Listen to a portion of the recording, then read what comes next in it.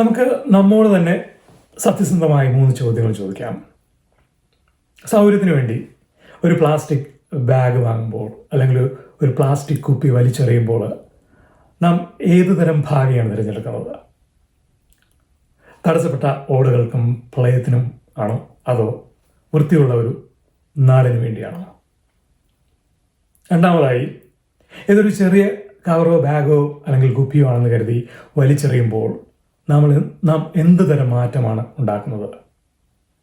ഓർക്കുക, ഇത്തരം കോടിക്കണക്കിന് ചെറിയ കുപ്പികളും പ്ലാസ്റ്റിക് ബാഗുകളുമാണ് ഇന്ന് നമ്മുടെ നാടിനെ ശ്വാസം മുട്ടിക്കുന്നത്.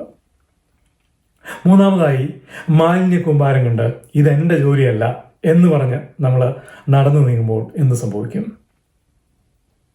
ഈ ഒരു മനോഭാവം നാളെ വലിയൊരു നാശമായി, ദുരന്തമായി നമ്മളിലേക്ക് തന്നെ വന്നു ചേരും. സർക്കാരുകളെയോ കമ്പനികളെയോ കുറ്റം പറയുന്നതിന് മുൻപ് നമ്മളൊരു കാര്യം ഓർക്കണം. നമ്മൾ ഈ പ്രശ്നത്തിൽ ഇരകൾ മാത്രമല്ല, ഇതിൽ പങ്കാളികൾ കൂടിയാണ്. ദിവസവും നമ്മൾ ചെയ്യുന്ന ചെറിയ ചെറിയ തെറ്റായ കാര്യങ്ങൾ ചേർന്ന് ഒരു മോശം ഉപഭോഗ മാലിന്യ സംസ്കാരം ഉണ്ടാകുന്നു. ആ സംസ്കാരം പിന്നീട് നാടിൻ്റെ ശാപമായി മാറുന്നു. ഇതിൽ കുറ്റബോധം തോന്നിയിട്ട് കാര്യമില്ല, ഉത്തരവാദിത്വം ഏറ്റെടുക്കുകയാണ് വേണ്ടത്. നാം അറിയാതെ ആവർത്തിക്കുന്ന തെറ്റായ ശീലങ്ങൾ ഏതൊക്കെയാണ്? ചെറുതല്ലേ എന്ന് കരുതി നമ്മൾ ഉപേക്ഷിക്കുന്ന കാര്യങ്ങൾ എന്തൊക്കെയാണ്?